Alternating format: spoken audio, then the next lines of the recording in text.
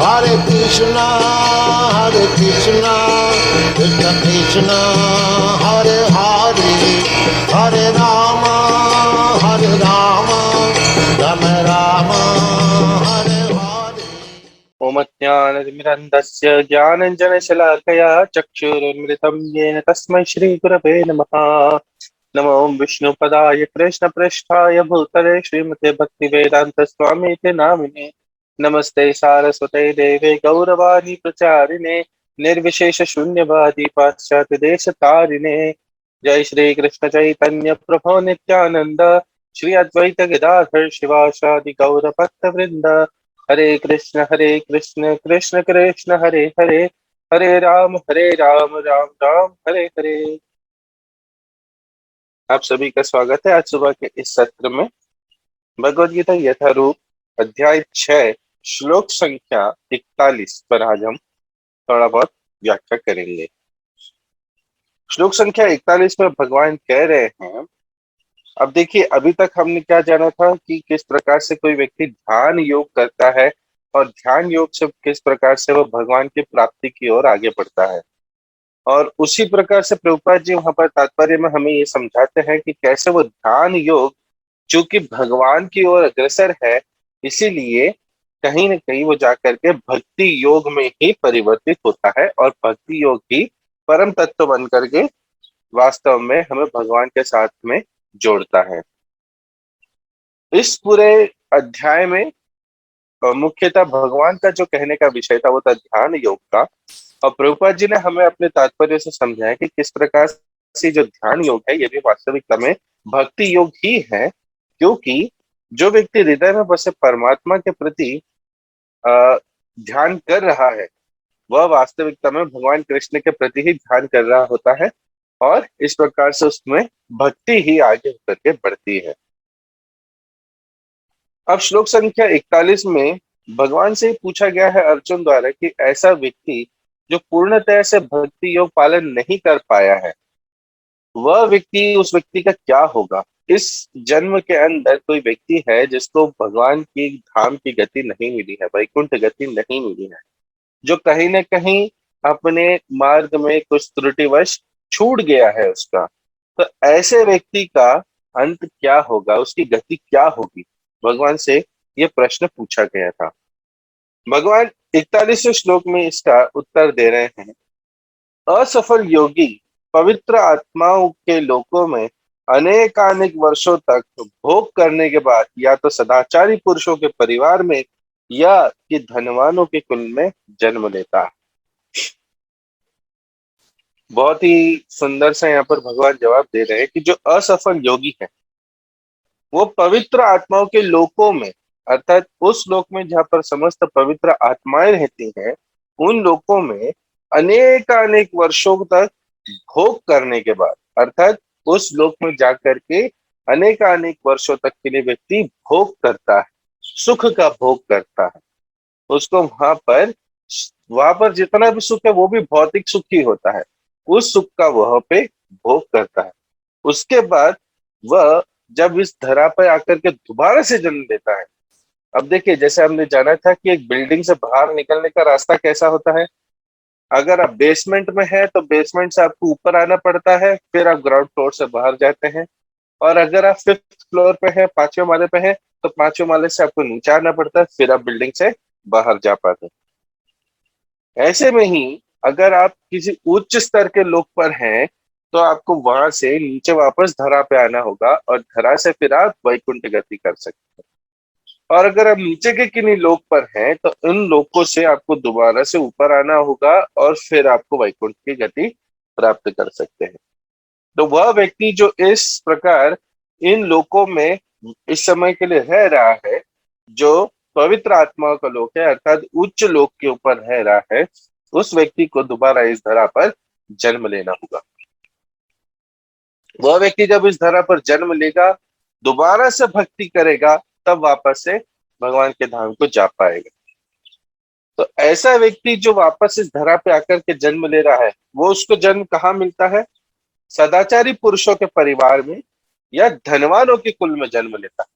या तो उस व्यक्ति का जो परिवार होगा, जो कुल होगा, वो अत्यंत धनवान होगा, क्योंकि उसे वही सुख दोबारा से इस धरा के ऊपर भगवान प्रदान करते हैं, क्योंकि उसने पिछले जन्म के अंदर बहुत कठिन तपस्या करते हुए भक्ति योग का पालन किया। ऐसे में उस व्यक्ति को या तो यहाँ पर इस धरा के ऊपर एक अत्यंत धनवान कुल में उसको जन्म मिलता है, ताकि उसको पूरी तरीके से सुख दोबारा से प्राप्त हो, और भगवान उसे मौका भी देते हैं कि वो वापस से भक्ति योग में जुड़ सके। नहीं तो ऐसा व्यक्ति सदाचारी पुरुषों के घर पे जन्म लेता है। सदाचारी पुरुष अर्थात कौन हुआ? दोबारा से भगवान के भक्तों के घर पे जन्म लेता है, वैष्णवों के घर पे जन्म लेता है। अब वैष्णवों के घर पे जन्म लेने से क्या लाभ होता है उस व्यक्ति को? उस व्यक्ति को यह लाभ होता है कि वह दोबारा से भगवान की भक्ति में परिवार की वजह से हाथों हाथ बचपन में ही जुड़ जाता है। अब यहाँ पर हमें एक बात समझने की है कि देखिए, जब कोई स्त्री पुरुष संग करते हैं और संतान उत्पन्न करते हैं, तब उस समय के लिए केवल वो संग का ही सुख नहीं होता है, परंतु उसके बाद में एक संतान का उत्तरदायित्व भी होता है। और इसीलिए शास्त्र गर्भाधान संस्कार के बारे में बताता है। गर्भाधान संस्कार उस समय के लिए किया जाता है जब स्त्री पुरुष संतान उत्पत्ति करने की इच्छा रखते हो। इस संस्कार में वास्तव में हम भगवान से अनुरोध करते हैं कि हे भगवान, कोई एक ऐसा जीव, एक ऐसी आत्मा जो किसी जमाने में किसी समय में वैष्णव रही है, एक पुण्य आत्मा रही है, और इस युग के अंदर ऐसी आत्मा को अभी के समय में इस जन्म के अंदर उसे वापस से परम गति प्राप्त करनी है, ऐसी आत्मा हमारे घर पे कृपया जन्म ले। इससे क्या होता है? देखिए, एक या तो वह जो व्यक्ति है, जो बच्चा है, जो नया जन्म लेता है, वो अपने पूर्व कर्मों के आधार पर एक श्रेष्ठ वैष्णव बनता है। ये वैष्णव को परम गति प्राप्त होती है, और इस छोटे से बच्चे की वजह से जिसको परम गति प्राप्त हो रही हो, इस वजह से उसके माता पिता को भी गति भगवान प्रदान करते हैं। और इसी प्रकार से अगर वह व्यक्ति पहले से ही वैष्णव रह चुका है किसी जन्म में, और इस जन्म में वो किसी एक डिवोटी, एक भक्त के घर पे जन्म ले रहा है, तो इस जन्म के अंदर चूंकि माता पिता पहले से ही भक्त हैं, इसलिए वह बच्चा भी भक्ति को बहुत जल्दी आदर करता है, बहुत जल्दी अपने जीवन में एक्सेप्ट करता है, और वह भी धीरे धीरे करके भक्ति करते हुए पूरा का पूरा परिवार ही भगवान के धाम की गति प्राप्त करता है। जीवन का मुख्य उद्देश्य यहाँ पर पूर्ण हो जाता है। ये बहुत बहुत ही प्रमुख विषय है, जहाँ पर भक्तों को बताया जाता है कि जब संग करना हो तब गर्भधान संस्कार के हेतु से ही संग करना चाहिए। इससे आपके जीवन को भी लाभप्रद होता है, और ऐसा एक वैष्णव जो पिछले जन्म में अपना पूरा भक्ति नहीं कर पाया है, ऐसे वैष्णव को आपके घर पे रह करके भी अपने इस जन्म के अंदर अपने पूरे लक्ष्य को प्राप्त करने का मौका मिल जाता है। तात्पर्य में पढ़ते हैं, असफल योगियों की दो श्रेणियां हैं। एक वे जो बहुत थोड़ी उन्नति के बाद ही भ्रष्ट हो जाते हैं, अर्थात जस्ट अभी कुछ समय ही हुआ है कृष्ण भावनामृत से जुड़ गए, और जुड़ने के बाद में वे भ्रष्ट हो गए। दूसरे वे जो दीर्घकाल तक योगाभ्यास के बाद भ्रष्ट होते हैं, जो लंबे समय के लिए भगवान की भक्ति किए हैं, लेकिन कुछ समय बाद में जा करके भ्रष्ट हो गए हैं। जो योगी अल्पकालिक अभ्यास के बाद भ्रष्ट होता है, वह स्वर्गलोक को जाता है। जो केवल थोड़े समय के लिए भक्ति प्रयास करते हैं, थोड़े समय के लिए ही भगवान के भक्ति में जुड़ते हैं, और उसके बाद में भक्ति छोड़ देते हैं, भक्ति से गिर जाते हैं, त्याग देते हैं, तो ऐसे व्यक्ति को स्वर्ग लोक में रहने का अवसर प्रदान किया जाता है। वह व्यक्ति स्वर्गलोक में जाता है, जहाँ केवल पुण्यात्माओं को प्रविष्ट होने दिया जाता है। वहां पर दीर्घकाल तक रहने के बाद उसे पुनः इस लोक में भेजा जाता है, जिससे वह किसी सदाचारी ब्राह्मण वैष्णव के कुल में या धनवान वणिक के कुल में जन्म ले सके। योगाभ्यास का वास्तविक उद्देश्य कृष्ण भावनामृत की सर्वोच्च सिद्धि प्राप्त करना है। जैसा कि इस अध्याय के अंतिम श्लोक में बताया गया है, किंतु जो इतने अध्यवसायी नहीं होते और जो भौतिक प्रलोभनों के कारण असफल हो जाते हैं, उन्हें अपनी भौतिक इच्छाओं की पूर्ति करने की अनुमति दी जाती है। तत्पश्चात उन्हें सदाचारी या धनवान परिवारों में संपन्न जीवन बिताने का अवसर प्रदान किया जाता है। ऐसे परिवारों में जन्म लेने वाले इन सुविधाओं का लाभ उठाते हुए अपने आप को पूर्ण कृष्ण भावनामृत तक ऊपर ले जाते हैं।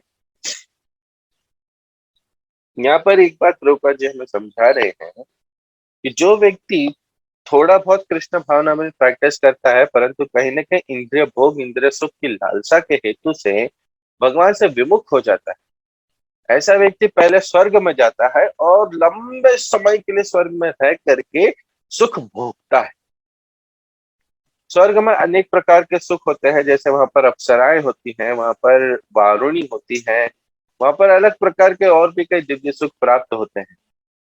ये सुख वहां पे रहते हुए व्यक्ति दीर्घ काल तक उन्हें भोगता रहता है। अब देखिए, स्वर्ग लोक में रहने के उपरांत भी व्यक्ति को गति प्राप्त नहीं हुई, अर्थात जो लोग कहते हैं कि स्वर्गवास हो गया अर्थात मुक्ति हो गई, ये बात गलत है।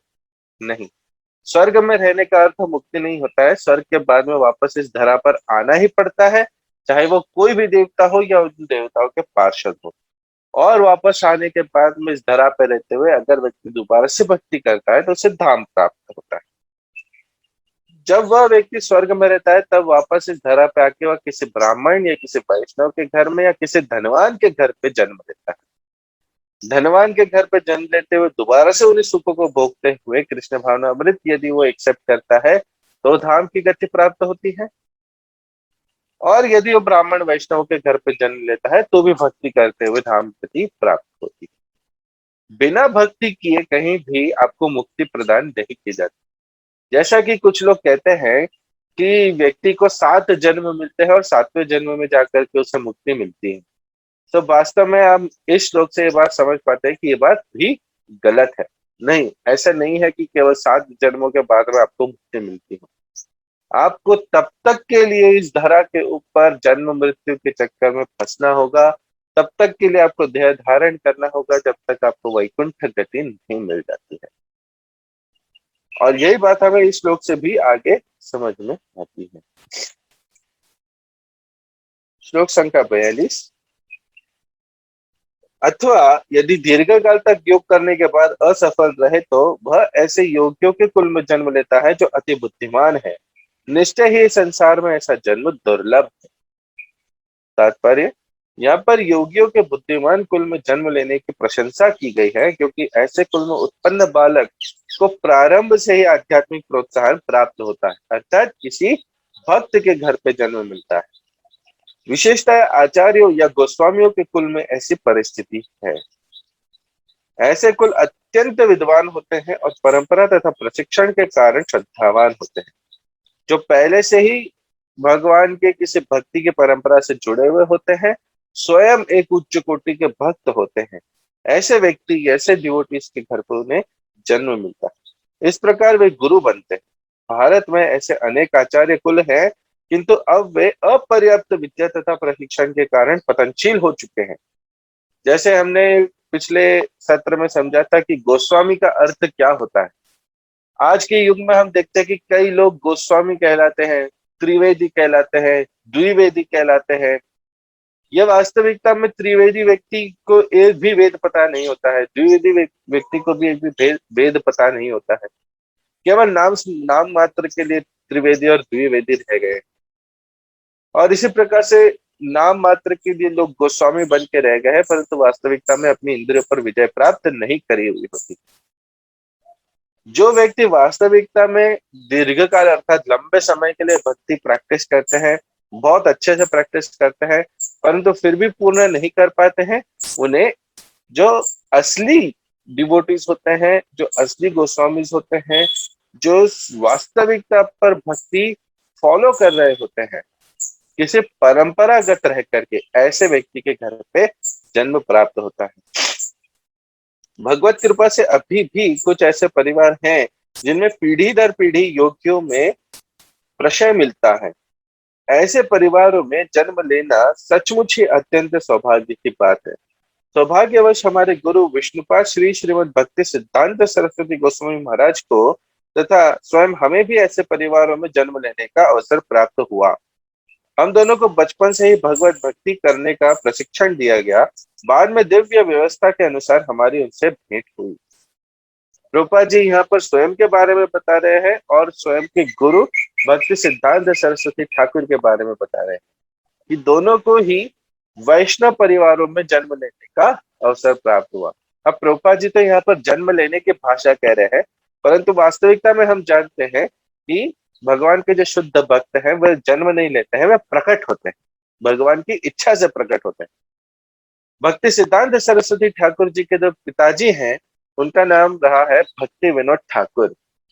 भक्ति विनोद ठाकुर बहुत बड़े श्रेष्ठ वैष्णव आचार्यों में रहे हैं, जिन्होंने सबसे पहले इस शास्त्र को लिपिबद्ध करने का ये कार्य उठाया था।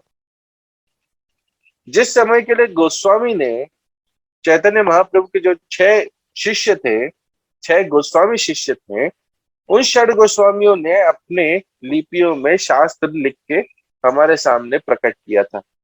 और गोस्वामियों की इस टीका के ऊपर से श्रीपद भक्ति विनोद ठाकुर ने अपने पुस्तकों को लिखा था। और भक्ति विनोद ठाकुर के पुस्तकों से भक्ति सिद्धांत सरस्वती ठाकुर और उनके बाद श्रील प्रभुपाद जी ने अपनी पुस्तकें लिखी हैं। श्रीपद भक्ति विनोद ठाकुर वे महान आचार्य रहे हैं जिन्होंने श्री चैतन्य महाप्रभु के अवतरण के स्थली को भी खोजा था। और इस प्रकार से धाम को और धाम के स्थलियों को खोज करके उन्होंने भक्ति सिद्धांत सरस्वती ठाकुर, जो उनके घर पर शिशु रूप में जन्म लिए थे, जिनका नाम उस समय विमल प्रसाद था, उन्हें वैष्णव प्रशिक्षण देते हुए ये बताया था कि किस प्रकार से उन्हें अपना जीवन श्री चैतन्य महाप्रभु के संदेश को पूरे विश्व में विख्यात करने के हेतु से प्रदत्त होना है। भक्ति सिद्धांत सरस्वती ठाकुर अंग्रेज काल में पूरे विश्व भर में अपने शिष्यों को भेजा करते थे, मुख्यतः इंग्लैंड में, और स्वयं उन्होंने भारतवर्ष में रह करके भारत के कोने कोने तक भक्ति को फैलाने का पूर्ण प्रयास किया।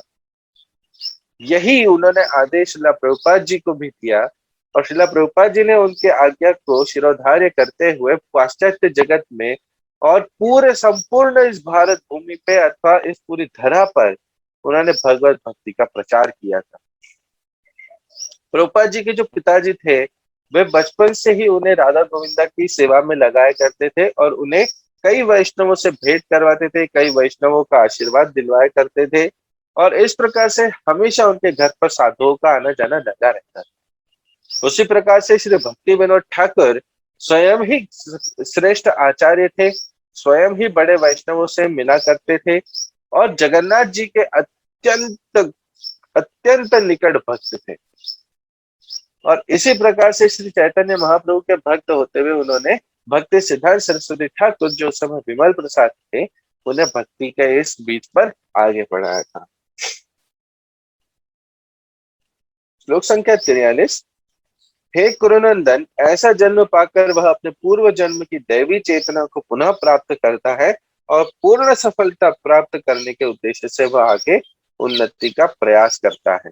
अर्थात उस व्यक्ति को दोबारा से ये अवसर दिया जाता है कि आप वापस से भक्ति कर सकें। और जैसे ही वो व्यक्ति, चूंकि पूर्व संचित होता है, इसलिए भक्ति को दोबारा से लेता है और दोबारा से लेते हुए भगवान के धाम की ओर जाने का प्रयास करता है। अब यहाँ पर मैं आपको एक विशिष्ट बात बताता हूँ। वह बात यह है कि कलयुग में 10,000 वर्षों को सबसे पुण्य कहा गया है।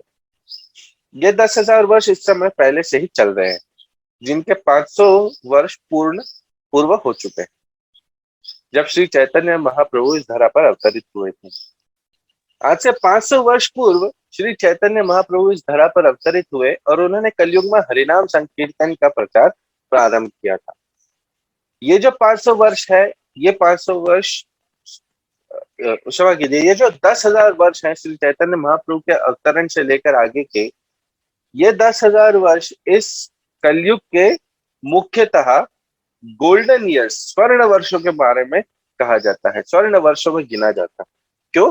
क्योंकि इन 10,000 वर्षों में व्यक्ति को पूरी तरीके से यह लाभ लाभ प्रदान है कि वह व्यक्ति हरिनाम के इस संचार में, इस धारा में जल्दी से स्वयं को शुद्ध करे और भगवान के धाम को जाए। अब एक बात मानिए, अगर आप भगवान की भक्ति करने में लगे और पूर्ण तरीके से श्रद्धावान होकर के, निष्ठावान होकर के भगवान की भक्ति नहीं करते, तो आपको इस भगवान की दैवीय योजना से आपको स्वर्ग में वास मिलेगा। स्वर्ग में आप दीर्घकाल तक रहेंगे, अर्थात लाखों वर्षों तक रहेंगे। हो सकता है कलयुग के अंत तक रहें, या इस कलयुग के बाद वो दोबारा से जन्म लें। अब देखिए, कलयुग के अंत तक अगर आप रहते हैं, तो कलयुग के अंत में जा करके कितना कठिन जीवन है, श्रीमद् भागवत इसकी व्याख्या करता है, जहां पर व्यक्ति को न शुद्ध जल है पीने को, न न बराबर खाना है खाने के लिए, जब कच्चा मांस खा करके जीव को रहना पड़ेगा, जीव का शरीर क्षीण हो जाएगा, और इस प्रकार से कई दुखदायी आपदाएं नित्य बनी रहेगी। कलयुग के अंत में जाकर के अगर आप वापस से प्रकट होते हैं या दोबारा से बीच में कहीं अवतरित होते हैं, तो आप एक बात पर विचार कीजिए कि उस समय के लिए कंपटीशन कितना कठिन रहेगा और जीवन कितना और कठिन होते जाएगा। अर्थात अभी इस जन्म में रह करके स्वर्ग जाना हमारे लिए नुकसानदेह है। सबसे फायदेमंद क्या है कि इसी जन्म में रहते हुए भगवान की भक्ति को पूरे संकल्प से अभी उठा करके भगवान के धाम के प्रति गति इसी जन्म में हम प्राप्त करें। अब दूसरा हमें यह बात समझ में आती है कि यदि आप दूसरे युग साइकिल में जन्म लेते हैं, अगर मान लीजिए वापस से सत्ययुग में जन्म लेते हैं, तो दोबारा से एक टांग पर खड़े होकर के भक्ति करनी पड़ेगी, लाखों वर्षों तक की तपस्या करनी होगी, या फिर त्रेता युग, द्वापर युग और फिर से कलयुग, इतने समय के लिए दोबारा से भटकते रहना पड़ेगा।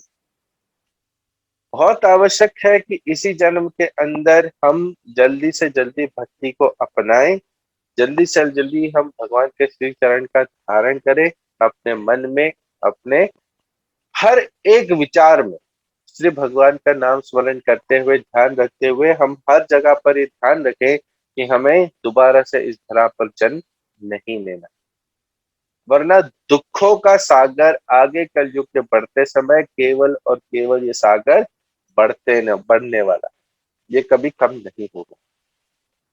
अब ये बात समझिए कि ये जो 10,000 वर्ष है, प्रभुपाद जी के एक शिष्य है श्री सच्चिनंदन महाराज। सच्चिनंदन महाराज ये बात बताते हैं कि ये जो 10,000 वर्ष है वास्तविकता में गोल्डन युग है, अर्थात ये कलयुग के अंदर एक छोटा सा सतयुग है, जिसके अंदर व्यक्ति को भक्ति करने की सबसे ज्यादा आसानी करके रखी हुई। इस समय ये जो 10,000 वर्ष है, इसमें पृथ्वी सब धन धान्य भी देने वाली है। इस समय के लिए जो आपदाएं हैं आगे चल करके थोड़ी कम हो जाएंगी, और जहां पर भी वैष्णव संघ है ये हमेशा बढ़ते जाने वाला। बहुत जल्दी ऐसा समय आने वाला है कुछ वर्षों में, जहां पर बहुत सारे वैष्णव रहेंगे, बहुत सारा कीर्तन होगा, हर जगह पर मृदंग और करताल की आवाज होने वाली। अर्थात एक ऐसा समय आने वाला है जहां पर हर एक व्यक्ति पूर्णतः भक्तिमय होकर के आनंद उपभोग करने वाला है।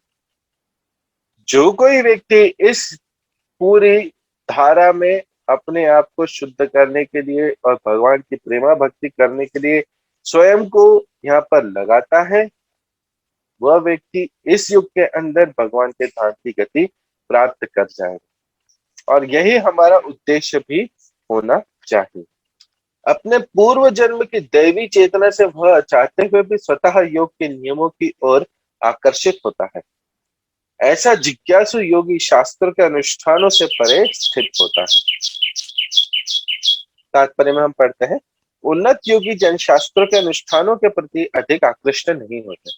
अर्थात जो शास्त्र में अनेक अनेक जगहों पर बताया गया है कि किस प्रकार से क्या अनुष्ठान करने से क्या फल प्राप्त होता है, इसके प्रति वह व्यक्ति आकर्षित नहीं होता, किंतु योग नियमों के प्रति स्वतः आकृष्ट होते हैं, जिनके द्वारा वे कृष्ण भावनामृत में आरूढ़ हो सके। वे उन नियमों के प्रति आकृष्ट होते हैं, उन नियमों को पालन करते हैं जिससे कि वह व्यक्ति भक्ति कर सके और भगवान के कृष्ण भावनामृत में आरूढ़ हो सके। श्रीमद् भागवत में उन्नत योगियों द्वारा वैदिक अनुष्ठानों के प्रति अवहेलना की व्याख्या इस प्रकार की गई। हे भगवान, जो लोग आपके पवित्र नाम का जप करते हैं वे चांडालों के परिवार में जन्म लेकर भी आध्यात्मिक जीवन में अत्यधिक प्रगत होते हैं। ऐसे जप करता निस्संदेह सभी प्रकार के तप और यज्ञ कर चुके होते हैं, तीर्थ स्थानों में स्नान कर चुके होते हैं और समस्त शास्त्रों का अध्ययन कर चुके होते हैं। हमें यह बात समझ में आनी चाहिए कि अगर कोई व्यक्ति इस जन्म में भगवान के नाम का जप कर रहा है तो वह व्यक्ति चाहे चांडालों के परिवार में जन्म लिया हो या शूद्रों के परिवार में जन्म लिया हो या किसी भी प्रकार के वर्ण आश्रम में जन्म लिया हो या किसी भी प्रकार की योनि में जन्म लिया हो, वह व्यक्ति हमेशा श्रेष्ठ ही है, क्योंकि उसने भगवान का नाम संकीर्तन को आदर किया है, क्योंकि उसने भगवान को स्वीकार किया है। इससे वह व्यक्ति हर एक हर एक विचारधारा में श्रेष्ठ ही कहलाता है। इसका सुप्रसिद्ध उदाहरण भगवान चैतन्य ने प्रस्तुत किया, जिन्होंने ठाकुर हरिदास को अपने परम प्रिय शिष्य के रूप में स्वीकार किया। अब देखिए, यहाँ पर हरिदास ठाकुर के बारे में बताया जा रहा है। यद्यपि हरिदास का जन्म एक मुसलमान परिवार में हुआ था। देखिए, हरिदास ठाकुर वो है जिनका जन्म एक मुसलमान परिवार में हुआ था, परंतु श्री अद्वैत आचार्य के बताने के उपरांत उन्होंने बैठ करके भगवान का नाम जप शुरू किया था। 3 लाख नाम जप प्रति दिवस किया करते थे तुलसी जी के पास में बैठ करके, और इस प्रकार से वे नित्य भगवान के चिंतन में लगा करते थे। अब एक मुसलमान का जो जन्म होता है वो बहुत ही इस प्रकार से बताया जाता है कि वो जो मुसलमान का जन्म है उस जन्म की वजह से वह जगन्नाथ जी के दर्शन नहीं कर पाते थे। जगन्नाथ जी के मंदिर में उन्हें आना, अंदर जाना उसकी परवानगी नहीं थी। जगन्नाथ जी के मंदिर में कौन प्रवेश कर सकता है इसको लेकर के नियम लगे हुए हैं, जिसमें कि मुसलमानों को प्रवेश करना अथवा ईसाइयों को प्रवेश करना भी परवानगी नहीं। ऐसे में श्री हरिदास ठाकुर जी स्वयं जगन्नाथ जी के मंदिर के अंदर नहीं जाते थे। जहां तक कि पूरा विश्व जानता है कि हरिदास ठाकुर वैष्णव श्रेष्ठ रहे हैं, जहां पर वे हमारे नाम आचार्य रहे। नाम आचार्य का अर्थ क्या होता है कि सबसे ज्यादा भगवान का नाम यदि जप किया है तो श्रीपाद हरिदास ठाकुर ने किया है। वैष्णव में एकदम शिरोमणि रहे, एक हीरे के समान, परंतु फिर भी स्वयं को निम्न मानते हुए कभी भी जगन्नाथ जी के मंदिर में दर्शन करने के लिए नहीं गए। वे जगन्नाथ जी के बाहर से ही दर्शन किया करते थे, स्वयं बाहर रहते थे और अंदर के दर्शन करते थे कि जगन्नाथ जी कैसे दिख रहे होंगे। परंतु श्री चैतन्य महाप्रभु ये जानते थे कि हरिदास ठाकुर चाहे वे एक मुसलमान परिवार में जन्म लिया है, परंतु वैष्णवों में एक श्रेष्ठ भक्त है। इसीलिए श्री चैतन्य महाप्रभु स्वयं आकर के उनसे मिला करते थे, उनकी कुटिया में आते थे और उनके भजन कुटीर में बैठ करके हरिनाम और श्रीमद् भागवत के ऊपर व्याख्याएं करते थे। खूब समय के लिए उनका डिस्कशन चलता था। श्री चैतन्य महाप्रभु ने उन्हें नामाचार्य की पदवी प्रदान की, क्योंकि वे प्रतिदिन नियम पूर्वक 3 लाख भगवान का पवित्र नाम हरे कृष्ण कृष्ण कृष्ण हरे हरे, हरे राम राम राम हरे हरे का जप करते थे। और चूंकि वह निरंतर भगवान के पवित्र नाम का जप करते रहते थे, अतः यह समझा जाता है कि पूर्व जन्म में उन्होंने शब्द ब्रह्म नामक वेद वर्णित कर्म कांडों को पूरा किया होगा। अर्थात पिछले जन्म में उन्होंने इस प्रकार के कई वेद कर्मों को पहले से ही कर लिया है, जिस वजह से वे इस युग के अंदर आकर के श्री चैतन्य महाप्रभु के मुख्य पार्षद बने हैं। अतएव जब तक कोई पवित्र नहीं होता तब तक कृष्ण भावनामृत के नियमों को ग्रहण नहीं करता या भगवान के पवित्र नाम हरे कृष्ण का जप नहीं कर सकता। अर्थात केवल वह व्यक्ति जिसने अपने पूर्व जन्म के अंदर कई प्रकार से भगवान की भक्ति करी है, जैसे भगवान का नाम जप किया है अथवा तपस्याएं करी है, ऐसा व्यक्ति ही केवल श्री भगवान के हरे कृष्ण महामंत्र का जप कर पाता है। जब तक के लिए पूर्ण आसक्ति नहीं छूट जाती है, जब तक के लिए व्यक्ति को शुद्ध होने की पूरी तरीके से इच्छा नहीं होती है, तब तक के लिए वह व्यक्ति भगवान का नाम जप नहीं कर पाता। परंतु जब किसी व्यक्ति को भगवान का नाम जप करने की इच्छा भी प्रकट होती है मन में, अथवा भगवान के लीलाओं को, श्रीमद् भागवत को श्रवण करने की केवल इच्छा ही अगर प्रकट हो जाती है, तभी भगवान मन में प्रवेश कर जाता है और वह व्यक्ति शुद्ध कहलाता है। इस श्लोक से हमें ये बात समझ में आती है कि वह व्यक्ति जिसने किसी भी प्रकार के वर्णाश्रम में, किसी भी प्रकार की योनि में, जाति में जन्म लिया है, चूंकि उसने भगवान के नाम जप को स्वीकार किया है, इसलिए वह व्यक्ति एक श्रेष्ठ वैष्णव है, एक श्रेष्ठ भक्त के रूप में जाना जा सकता है। श्लोक संख्या 44। और जब योगी समस्त कल्मश से शुद्ध होकर सच्ची निष्ठा से आगे प्रगति करने का प्रयास करता है, तो अंततोगत्वा अनेका अनेक जन्मों के अभ्यास के पश्चात सिद्धि लाभ करके उसे वह परम गंतव्य को प्राप्त करता है।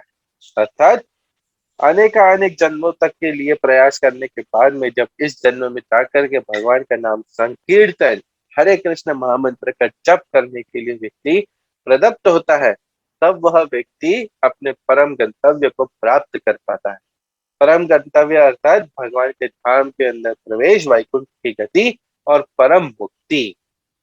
तात्पर्य, सदाचारी, धनवान या पवित्र कुल में उत्पन्न पुरुष योगाभ्यास के अनुकूल परिस्थिति से सचेष्ट हो जाता है, अतः वह दृढ़ संकल्प करके अपने अधूरे कार्य को करने में लग जाता है और इस प्रकार वह अपने को समस्त भौतिक कल्मश से शुद्ध कर लेता है। समस्त कल्मश से मुक्त होने पर उसे परम सिद्धि कृष्ण भावनामृत प्राप्त होती है। कृष्ण भावनामृत ही समस्त कल्मश से मुक्त होने की पूर्ण अवस्था है। इसकी पुष्टि भगवत गीता में हुई है। अनेक जन्मों तक पुण्य कर्म करने से जब कोई समस्त कल्मश तथा मोहमय द्वंद्वों से पूर्णतः मुक्त हो जाता है, तभी वह भगवान की दिव्य प्रेम भक्ति में लग पाता है। जब तक के लिए जन्म जन्म की धूल समाप्त होने के लिए हम स्वयं प्रयत्नशील नहीं होते हैं, जब तक हम ये स्वयं ही ये वचन नहीं लेते हैं कि अब हमें महामंत्र का जप करना है, तब तक के लिए इस जन्म जन्म की बसी हुई धूल हटती नहीं है। और जब हम भगवान के इस नाम संकीर्तन को स्वीकार करते हैं, भगवान के हरे कृष्ण महामंत्र का जब स्वीकार करते हैं, तब जाकर के इस पूरे जन्मों की धूल का भी नाश होता है और व्यक्ति को परम गति प्राप्त होती है। आज के इस सभा को यहीं पर ही विराम देते हैं। हरे कृष्ण।